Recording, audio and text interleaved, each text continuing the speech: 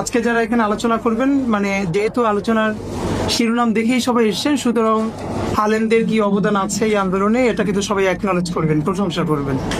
তো এই আমি তো আমি গালাগালি যাই করি, আমি তো আপনাদের ঘরের লোক, তো সেই হিসাবে আমি প্রশংসা করলে এটার স্পেশাল কোনো আসলে দাম নাই।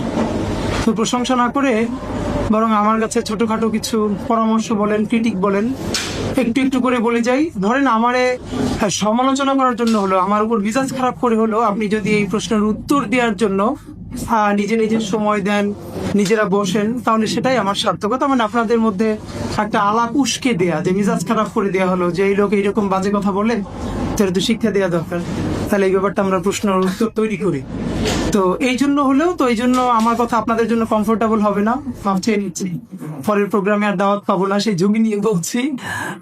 কয়েকটা ব্যাপার, কিনোটটা অন্তত তৈরি করেছে, অসংখ্য ধন্যবাদ আজকে যারা কিনোটটা তৈরি করলেন। কিনোটটি একটু কথা বলি যে 13 থেকে 24 ফ্যাসিবাদের পতনে আলিম সমাজের রাজনৈতিক অবদান, শব্দ ইজ রাজনৈতিক অবদান। এই কথা বলতে যে এরপরে আপনারা যেমন 2013 শাপলা চত্বরে গণহত্যা, ফ্যাসিবাদের গোড়াপত্তন, এখানে বলতে যে প্রথম পয়েন্টে বলেছেন যে কোন রাজনৈতিক উদ্দেশ্য ছাড়াই আল্লাহ রাসূলের সম্মান রক্ষা করবার জন্য হেফাজত ইসলাম আন্দোলন করেছে। এখানে দুটো ব্যাপার, প্রথম হলো আপনার পুরো কি নোট যেহেতু রাজনৈতিক অবদান, তাহলে রাজনৈতিক অবদানের মধ্যে হেফাজতের আন্দোলন আছে, মোদী বিরোধী আন্দোলন আছে, সবকিছু আছে। তাহলে আপনি এখানে কিন্তু আবার বলছেন যে কোনো রাজনৈতিক উদ্দেশ্য ছাড়াই। আমি ধরে নিচ্ছি এটা আপনারা খুব ভালো নিয়তে বলেছেন। প্রথম কথা হলো রাজনীতি মানেই তো দলীয় রাজনীতি না। একটা রাষ্ট্র কাঠামোর মধ্যে একটা এস্টাবলিশমেন্ট তার ক্ষমতা ব্যবহার করে আপনাকে যেভাবে নিগৃহীত করতে চায়, আপনি তার বিরুদ্ধে যেভাবে রুখে দাঁড়ান, সেটা কোনো সাইনবোর্ড যদি না থাকে, ব্যানারও না থাকে, নামও না থাকে, এটা আউট অ্যান্ড আউট একটা পলিটিক্যাল মুভমেন্ট। তো এত চিল্লা পাল্লার মধ্যে সংক্ষেপে যেটা বলি, কিনোটটা আমি মনোযোগ দিয়ে যেটুকুন পড়ার চেষ্টা করেছি, একটা কথা বলে শেষ করব। আপনার শাপলা চত্বরে একটা কথা বলেছেন, মানবাধিকার সংগঠন অধিকার বলেছে 61 জন শহীদ। এরপরে ভাই এখানে একটা কমেন্ট দিয়েছেন যে আপনাদের কাছে 1000 শহীদ অন্ততই আছে।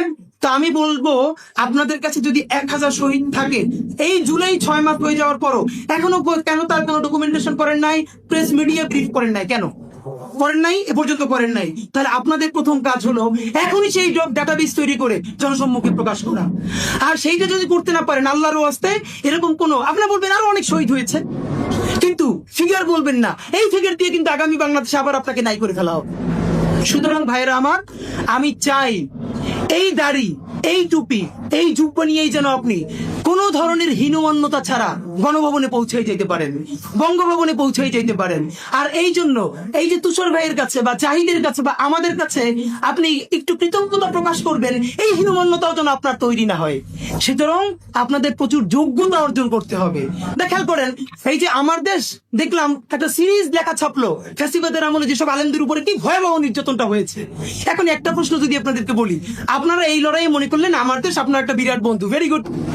এখন এই আমার দেশে যেখানে আলেমদের এই লেখাটা নিয়ে ছাপাচ্ছে, তার উল্টো পাশেই তো বিনোদনের পৃষ্ঠাও আছে। এই বিনোদনের পৃষ্ঠা কি আপনি পড়বেন না তো?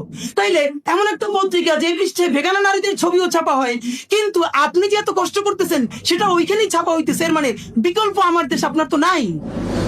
সুতরাং আমার এতক্ষণ ঝগড়াঝাটির উদ্দেশ্য হলো, ভাইয়েরা আমার, নতুন বাংলাদেশ আমাদেরকে সুবিধা দিয়েছে, যদি কেউ জঙ্গি না হয় তার জঙ্গি ট্যাগ দেওয়া যাবে না।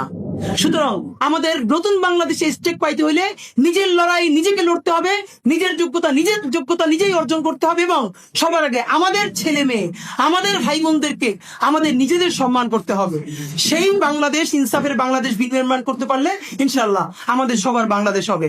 আমাকে এত অধৈর্য নিয়ে শোনার জন্য আপনাদের অনেক শুকরিয়া। আমার জন্য দোয়া করবেন। আল্লাহ হাফেজ। ইনকিলাব জিন্দাবাদ।